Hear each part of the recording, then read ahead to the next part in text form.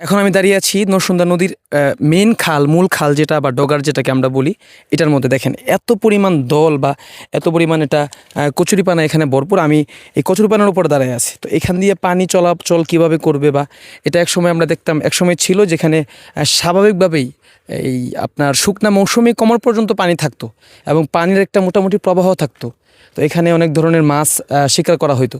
তো এখন দেখেন একটু ওই পাশে একটু যদি দেখি আমরা, দেখেন ওই পাশে পুরোটাই কিন্তু একদম কচুরিপানা দ্বারা ভর্তি হয়ে আছে।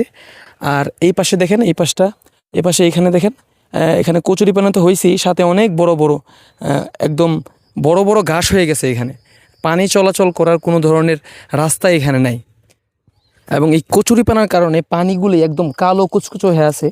এবং এই পানিতে আসলে মাছ কতটুকু বসবাস করতে পারে, এবং মাছ এখন নাই বললেই চলে। এবং আমি যে এখানে দাঁড়াইছি, একটু পরে এখানে ওঠার পরে কিন্তু আমার গা চুলকাবে। তো এখানে দাঁড়ানোর একমাত্র উদ্দেশ্য হলো আপনাদেরকে দেখানো যে আমাদের এই ঐতিহ্যবাহী নরসুন্দা নদী এটা এখন বিলীন হওয়ার পথে। দেখেন, আমরা যদি একটা নদী রক্ষা করতে না পারি, যদি নদী যদি মারা যায়, বিলীন হয়ে যায়, তাহলে কি হতে পারে?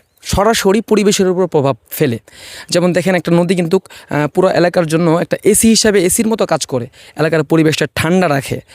তাছাড়া যে আমাদের ক্লাইমেট চেঞ্জ, জলবায়ু পরিবর্তনে কিন্তু একটা নদীর ভূমিকা অনেক বেশি। আমরা বাংলাদেশকে বলে থাকি যে নদীমাতৃক দেশ, নদীর কারণেই আমাদের দেশটা এত সুন্দর। তাছাড়া ভূগর্ভস্থ পানি, মাটির নিচে যে পানি থাকে, ওয়াটার লেভেল, তো সেটা কমে যায়, সেটার ভারসাম্যতা হারায়, যার ফলে এরকম টিউবওয়েলে পানি উঠে না, বিভিন্ন ধরনের এরকম মেশিনে সেচ দেওয়ার জন্য মেশিনে পানি ঠিকমতো উঠে না।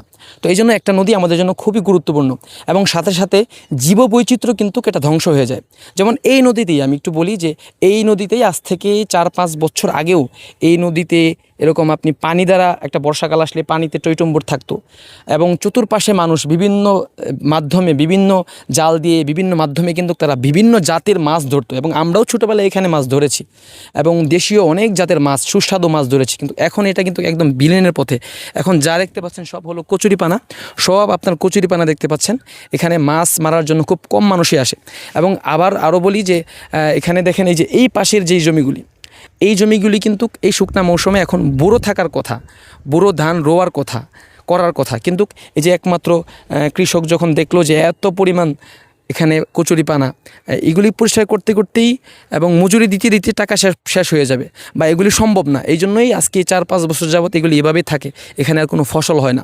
তো এই জন্যই একজন সচেতন নাগরিক হিসেবে আমাদের এই নদীকে বাঁচানো দরকার, এবং সেই সাথে এই নদীকে প্রশাসনের হস্তক্ষেপে নদীর কচুরিপানা অপসারণ এবং তার সাথে নদী খনন করার এই দাবি আমাদের সকলের তোলা দরকার।